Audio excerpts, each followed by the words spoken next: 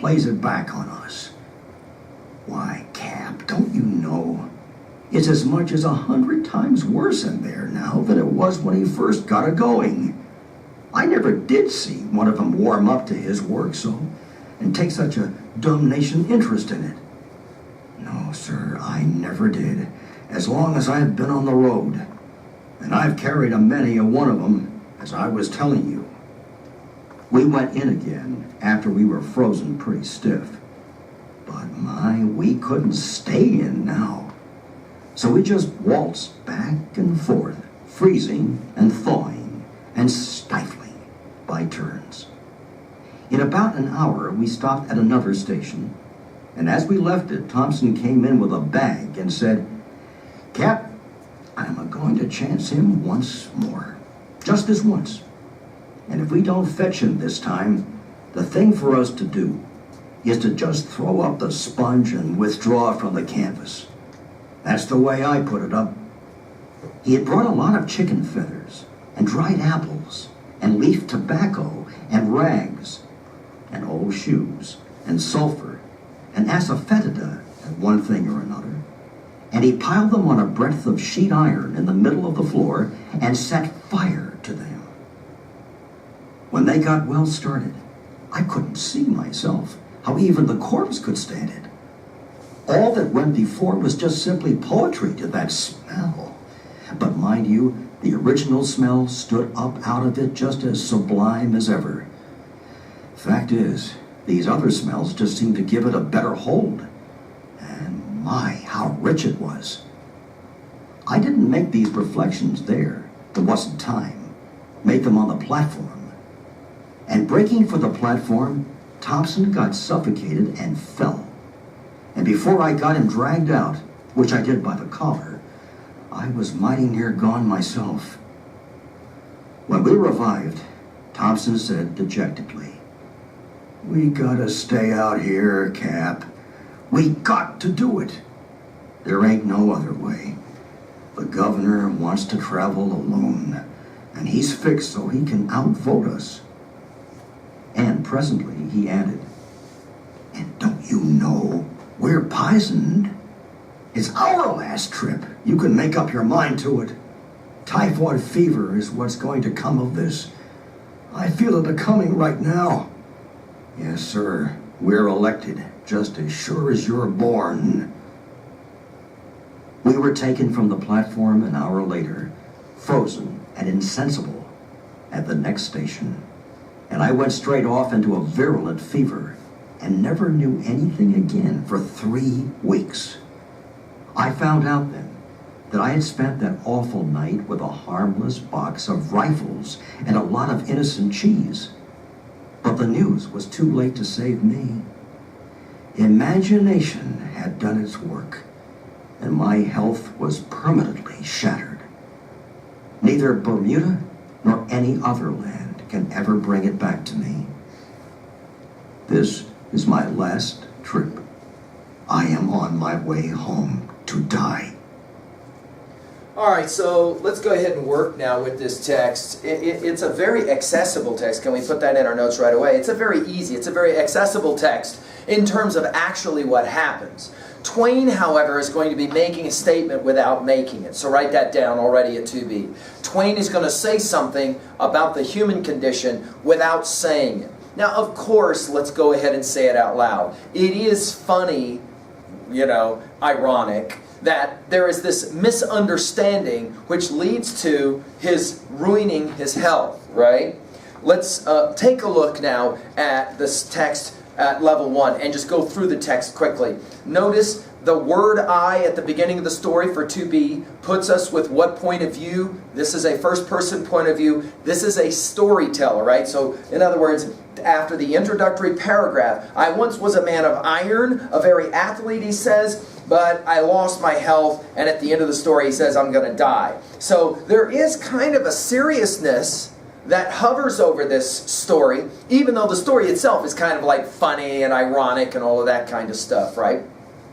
And then he'll tell it. By the way, this notion of returning a body back somewhere to be buried, You can jot down at 3A the kind of stories that come to mind for you. The most famous probably example of this in recent times is McMurtry's Lonesome Dove, which plays that exact same game of returning a corpse back to its place of birth and all of that. Also, think of it this way. We're going to have a long journey that's going to be very difficult and arduous. In our freshman year, we'll study Homer's Odyssey, and we'll play a very similar game. So Twain is playing with some ancient kind of archetypes or motifs here, all right, of the long journey, the long train ride.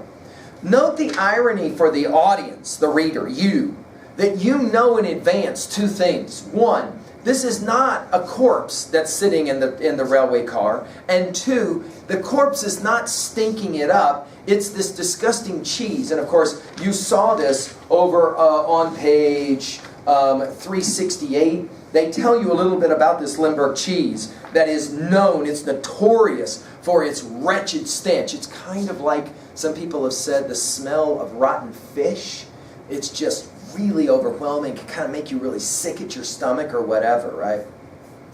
We will have on 364, we will have the word prodigious. That means huge. The prodigious mistake is made. That will be the irony. And we will have this stranger who will bring in his cheese, and all of that is going to begin. Notice that you will have a little bit of foreshadowing on 364 with my heart went down, down, down, and the odor of the corpse starts to rise up. Of course, you've got the expressman, Thompson, who's going to basically turn the smell into almost personifying it like a human being, right? Okay, jot down at 3B, what is the worst smell you ever smelled in your life? Jot that down at 3B really quickly.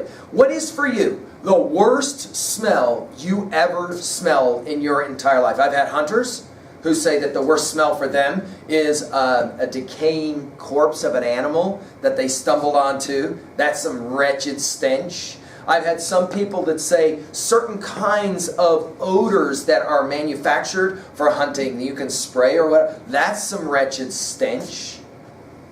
What is it for you? In your life, what's the worst smell you ever smell? This stench becomes personified in this text and takes on a life of its own. And ostensibly, the whole story then is really about trying to get away from the smell.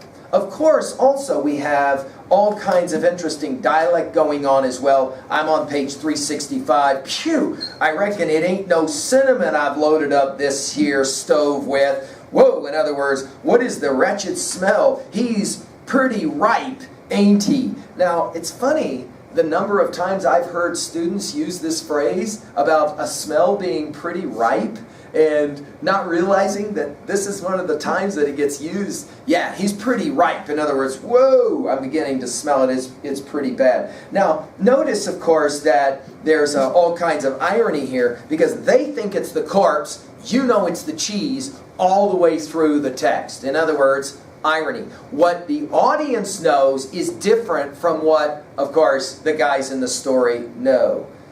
Of course, you're going to play the game now of trying to figure out how can you deal with this wretched stench. Let's put it in our notes this way. This will be an example of being stuck in a situation that you cannot escape from. There's no way to get out of it. You're kind of stuck there. Some students have qualified high school this way, you know what I mean? Where you're stuck in a situation. You'd love to be able to try and get out of it. You can't get out of it. You got to try and deal with it. And of course, the process of dealing with it is going to be kind of almost humorous. And yet by the very end of the story, we realize, well, it's kind of serious. They end up sitting out in the wretched, cold, snowy blizzard because they can't live with that smell. And it ultimately destroys our storyteller's health. Ergo, the title of the story, an invalid's story. Invalid meaning that you're jacked up, right? How long's he been dead on 366 will lead to this word of the use fragrance, which is, of course, not really what is going on, right? But when he's complimenting his friend by saying, that's the worst smell of a dead person I've ever smelled, is kind of like a compliment. We're back to more irony. I know, let's like smoke cigars. Maybe that will help. They've already broken out a window. That doesn't help, right? Then there's an idea, let's move them. I can't move them. Then there's the idea of maybe some carbolic acid. That will maybe help. Then, of course, let's start a fire to try and overcome. One smell overcoming another smell. And then, of course, how rich it was on page 369. And then the story ends with us learning that ultimately this shattered this guy's health even. Okay, well, let's finish now at level 2A. What are the major messages and themes of a story like this? Well, truly, it's really, again, we said it, Twain saying something about the human condition without saying it. What is he saying about the human condition? We often define ourselves by our misunderstandings, right? Our mistakes. We will ask here in a little bit at 3B, what is a time in your life you were dead certain you were right in what it was you were doing, and of course, you were absolutely wrong. The most classic example of this we will mention at 3A will be Oedipus Rex, the famous story about the guy who didn't know that he had killed his dad, married his mom, and had children with his own mother. Didn't know it, right? In the famous story of Oedipus Rex, okay? Let's talk about 2B really quickly, and for you, what it is that's going on. I already mentioned this dialect thing. Some students have said the dialect of Thompson especially, boy, he's really ripe, ain't he? Is kind of like lends a sense of humor to a story that in the end, think about this, is this supposed to be a comic story? Think about it, 2B, the juxtaposition. This is supposed to be a comic story, and yet notice it's only funny because you know that it ain't a dead person, it's cheese. And they could have literally picked up the bag of cheese, walked out, dumped it, and solved their problem. And yet, at the end of the story, we're told that it totally destroyed his health, and the last line, I'm going home to die. In other words, this is the fact I sat out in that wretched cold killed my health, and now I'm about to die. So, is this a comedy? Or is this something kind of serious? Again, it takes us back to level 2A. The idea that sometimes our misunderstandings can lead to dire consequences. We think one thing that life is one way, and it's actually completely the opposite. It's a different kind of way as well. At 3A, I've already mentioned a number of titles. In the classic tradition, the major screw-up story of all screw-ups is Oedipus Rex, who is told by a blind prophet, you will kill your dad, marry your mom, and have children. He leaves town because he doesn't want to do that. On his journeys, he meets an old man who tries to jack him. He fights the old man, he kills him, doesn't realize it's his father. He answers the famous riddle of the Sphinx outside the city of Thebes. The beautiful queen of the city, Jacusta, invites him in. She falls in love with him. They get married. They have 4 children. Oedipus never knows that who he's married is his mother. And throughout the entire story, and by the way, the great writer Aristotle says in his classic essay, Poetics, that Oedipus Rex, the play by Sophocles, is the classic example of a great tragedy. Why? Because of the irony. It's not that Oedipus just loves the idea of killing his dad, marrying his mom. No, he does it, but he's got no idea that's what he's doing. What is for you your favorite text that kind of exemplifies that notion that people misunderstand what's going on? And of course at 3B, the ultimate question here is, for you, what is your biggest misunderstanding in your life? Now you look back and you go, I was totally sure about that. Now I realize, totally wrong about that, right? What's a time in your life when you thought you were doing the right thing, only after the fact you're kind of like, oh, no way, right?